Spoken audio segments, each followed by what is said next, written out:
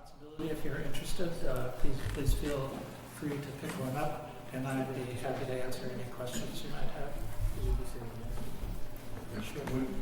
You showed the ice core slide twice. Right. I was hoping you could kind of fill us in as to when the ice ages fit in there.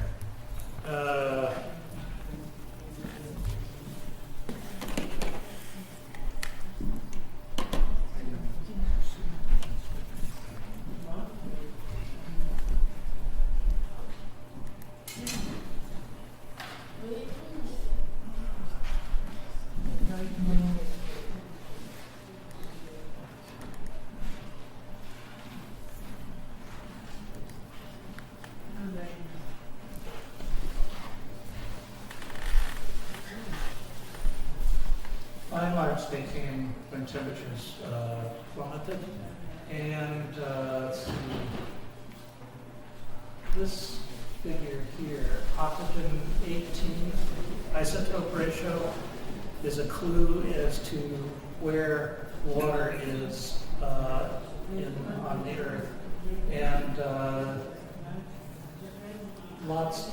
some of this water is shown here and here, where there's low amounts of water in the South Pole area where these ice cores were taken, is presumed to have been redistributed up onto the miles-high glaciers that covered much of North America. So there's a lot that can be learned from these ice cores.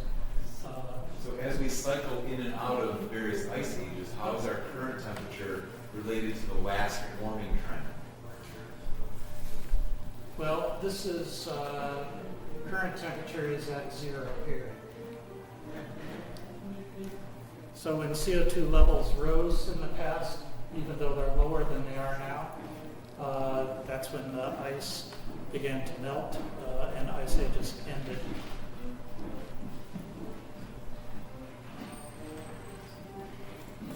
Other questions?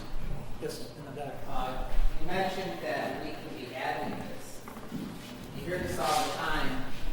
People saying that there is no scientific consensus about global warming, that scientists are in dispute about whether it's caused by human activity, and blah, blah, blah. What do we say to people? Like a quick reply to tell them the facts. Where there is not consensus among scientists, depends upon what your definition of consensus is. If you take a Quaker definition, consensus is not achieved until no one objects to what you want to say. But if you accept that 95+% of scientists believe that climate change is real and that human activity is responsible for it, there is consensus among the scientific community. That's the What's kind in of thing you need dispute? to be able to tell people. 95%. Exactly. Yeah. These IPCC reports are the result of the work of around 1,500 plus climate scientists from dozens and dozens of countries that have all gotten together. And these statements are consensus statements, and they're approved by governments before they're released. So that this is as close as you're going to get to a consensus. And as I showed you in a couple of the early slides, they say that climate change is unequivocal, which is really strong language for scientists. Scientists rarely say that something is unequivocal. What's in dispute is exactly how bad climate change is going to be and what will the exact magnitude of the effects be here in a place like Western New York, where we can expect to see increases in precipitation and rises in temperature, and maybe some evidence of storm damage that from storms like Superstorm Sandy that also affected to some extent Western New York, but not nearly as bad as the coastal areas. Yeah. Could you by chance go back to the slide that showed the three possibilities of whether we act or not? Sure. My concern is people thinking that they have 100 years to mess around with this and that they see the urgency of it. Because we indeed are not cutting our fossil fuels. We're actually increasing with the extreme extraction that's going on with tar sands and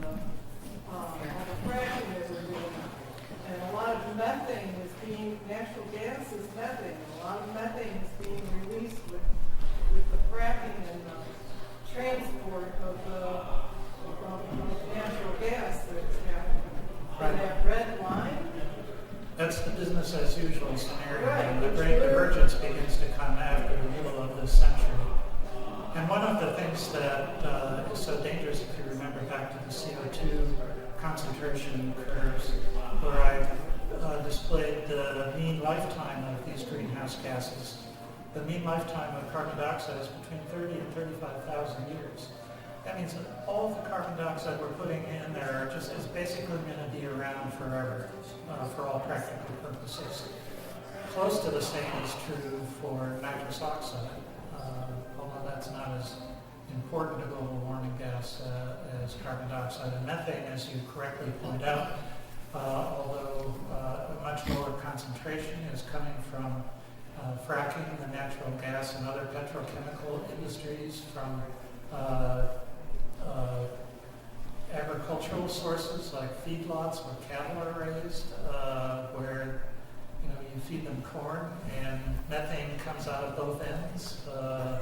And there are some people who believe that there was a WHO publication called Livestock's Long Shadow that equated the amount of global warming gas coming from agriculture with the amount that comes from the transportation industry. So, I mean, there are terrible things that are happening that are going to be really, really tough to reverse. And the longer we wait to do something about it, the harder it is to make a meaningful impact. Because even if you were stopped emissions of global warming gases and brought them down to pre-industrial revolution levels overnight virtually, oceans would continue to rise, temperatures would continue to rise because of the inertia that's built into the system. Dr. Lockwood, Yeah. I believe you said that if we went back 800,000 years, we would be able to find levels of greenhouse gases the way they are now. No, they're lower than they are now. I thought you said that we had never had them this high since 800,000 years ago. And I'm wondering what circumstances brought them to that height 800,000 years ago.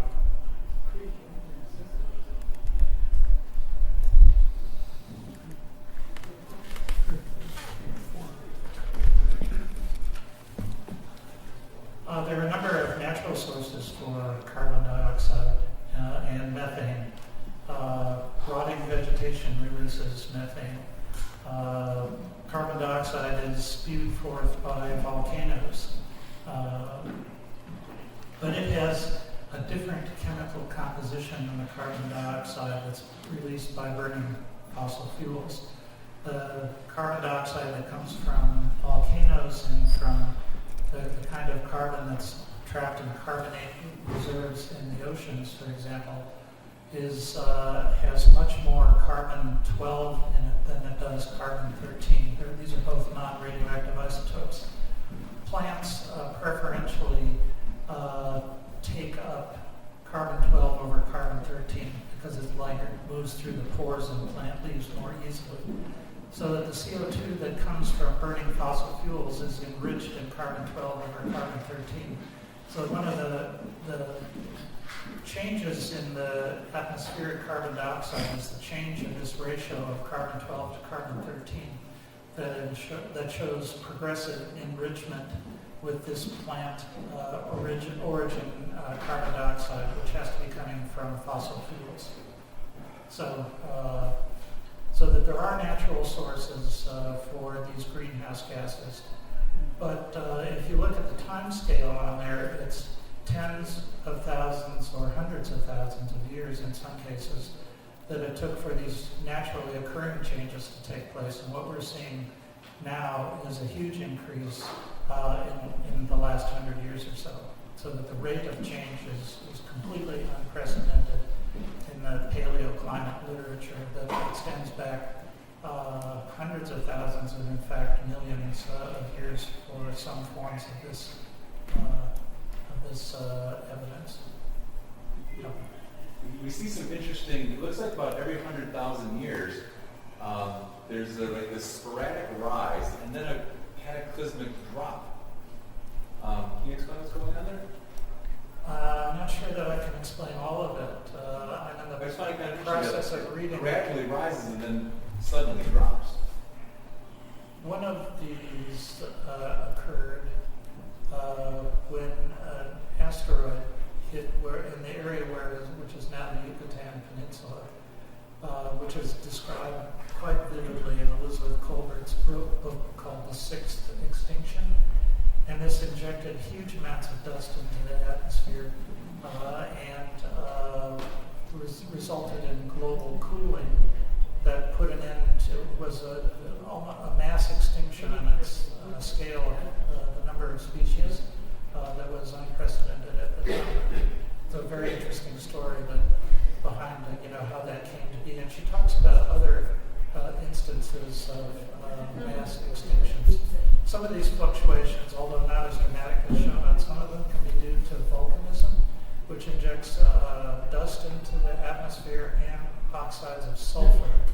Oxides of sulfur form an aerosol that reflects heat energy back into space and results in cooling of the planet. And there are some people that advocate deliberately injecting large amounts of oxides of sulfur into the atmosphere as a geoengineering solution to climate change.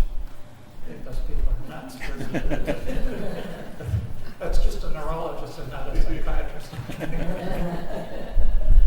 Yes, sir.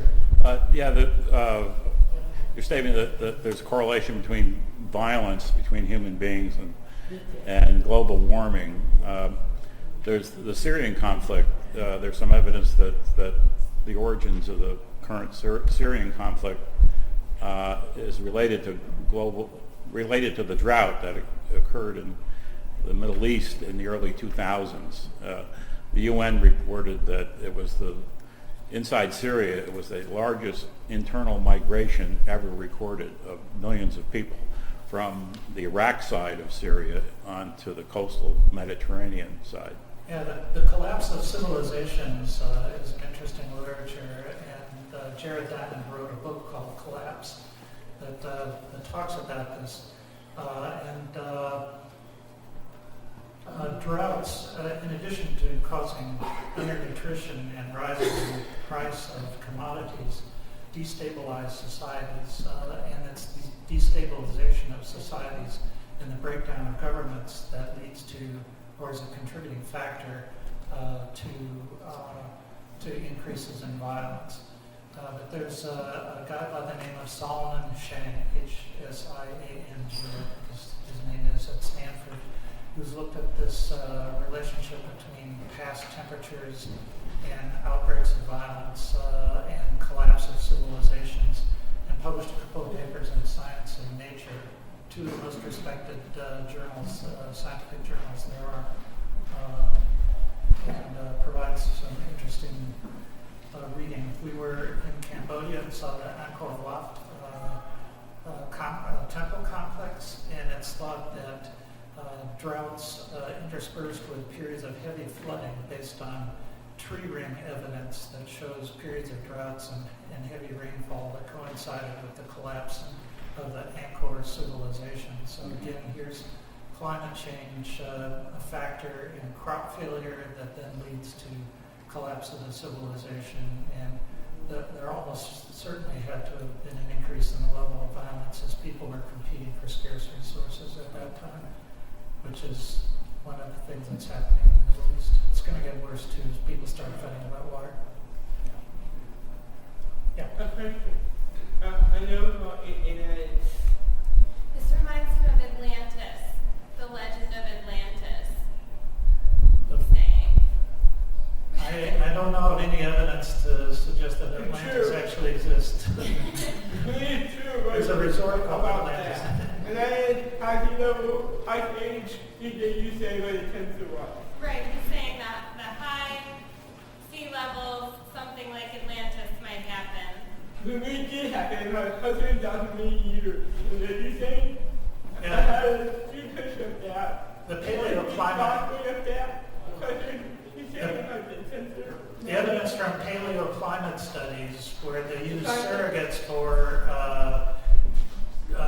constructing maps of what sea level was in the past, show that over the last several million years, sea levels have changed by as much as 300 feet. So that New York City could become the Atlantis of the future, along with Miami, San Francisco, Tampa, St. Petersburg, virtually every coastal city around the world. It's about New Atlantic Ocean, not New York City. Yeah. Thank you.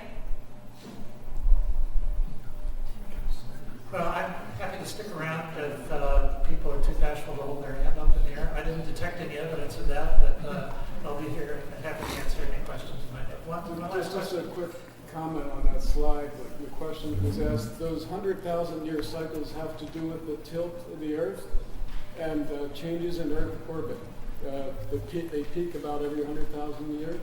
The very last bottom insolation joules at 65 degrees north latitude is a solar insolation factor, and those ups and downs there are the result of predicted changes or known changes in the Earth's orbit due to three known things like the position of the Earth relative to the Sun and its elliptical orbit, precession of the Earth, its wobbles on its top, and one other factor that enters into orbital considerations.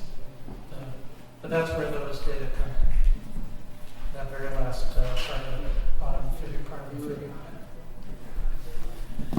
I invite anyone who'd like to talk further with Alan to come forward afterwards, but thank you very much.